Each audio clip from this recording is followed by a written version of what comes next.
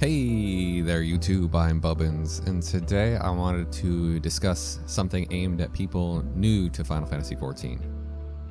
In short, after 1,000 hours, there are a lot of things I wish I did differently when I first started playing. And I don't mean things like daily quests that I should have grinded. I covered that stuff last week.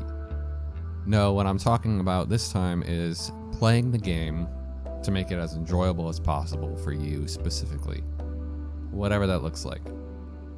For context, when I started playing the game, I had friends that were way farther along than I was. Some were in Stormblood, others were tackling the then newly released Endwalker, and meanwhile I was just getting my legs in Gridania, and let me tell you, I was taking my time. Back then I was doing what I found to be most enjoyable, which meant doing all of the main quests in a zone until it asks me to go somewhere else. Before moving on, I'd do every single zone quest. And yes, that means both the blue and the yellow ones. As you can imagine, that's pretty time consuming. A whole lot of people have never done those quests.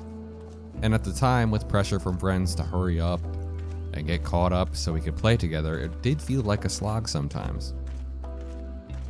Eventually, after clearing all of the Realm Reborn zones and starting Heavensward, I gave in and started doing MSQ every single time I played, which meant completely ignoring not only the yellow quests but the blue ones too.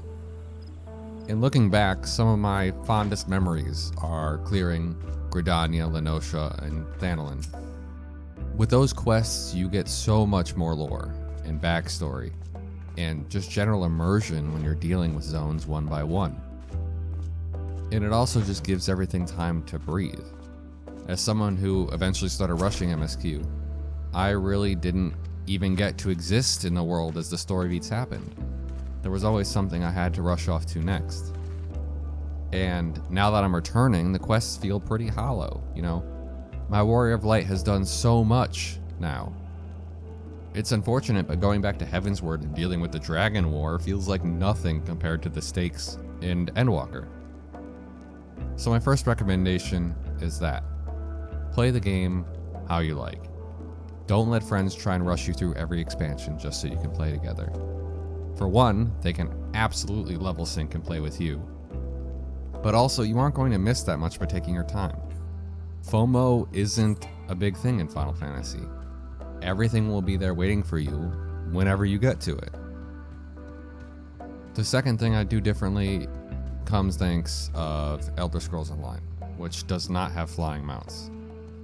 As someone who started with Elder Scrolls Online before transitioning over to Final Fantasy XIV, I knew that they were standard in other MMOs, and was part of the group begging for ZeniMax Online Studios to add them to the game. Finally getting one in Final Fantasy felt so good. But it's not until you get your hands on one and have had experience with a game where you're forced to stay grounded that you realize the harm that they cause. Once I unlocked flying, whatever zone I was in became arbitrary. No matter how interesting the landscape is, you take off, turn on autofly, and wait to arrive.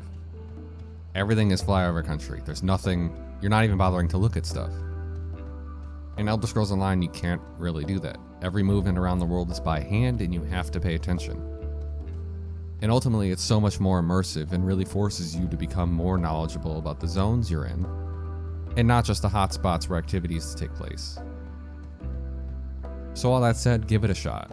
Don't make a friend rush in and chauffeur you to all of the Aether Currents. Try to earn them yourselves, and even then, consider staying grounded. It's a much more immersive experience. The final thing I'd change is to be less afraid of switching classes. I don't know about you, but I arbitrarily picked Lancer when I first started just because the endgame gear looked good. And despite the fact that it was an arbitrary pick, I basically felt locked into it for my entire playthrough. Not only is that a waste of XP because the MSQ gives you more XP than one class requires to level to 90, but also there's nothing to be afraid of. If I was so tired of melee DPS, which I was, why couldn't I have just switched to Archer or Bard at any given moment? For some reason, I had convinced myself that I would be bad at the new class and it would cost me DPS, which would make people angry, so I should just stick it out and wait. But you can't wait forever. Eventually, you're going to hit 90 and probably want to try other classes. You might know the dungeons and activities better, but you're still going to be learning a new class. Your DPS is going to be affected regardless, no matter when you try to learn. And let's be realistic. Most of the Final Fantasy community doesn't care how good or bad you are. As long as you communicate, so many people in this game are forgiving and understanding. So do yourself a favor and try another class or two when you're starting out, even if you don't stick with them. And that's especially true if you're a DPS and are considering trying healer or tank.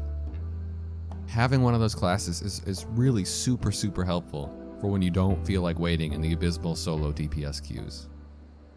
So that's it. Those are 3 things that I really wish I had done differently, and I would do differently if I could start over today. Is there anything you'd do differently? As always, if you enjoyed this video, please make sure to leave a like or subscribe. As a small channel, it really does make all the difference.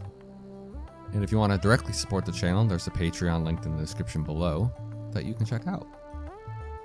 For now though, I think that's it. I'll see you next time.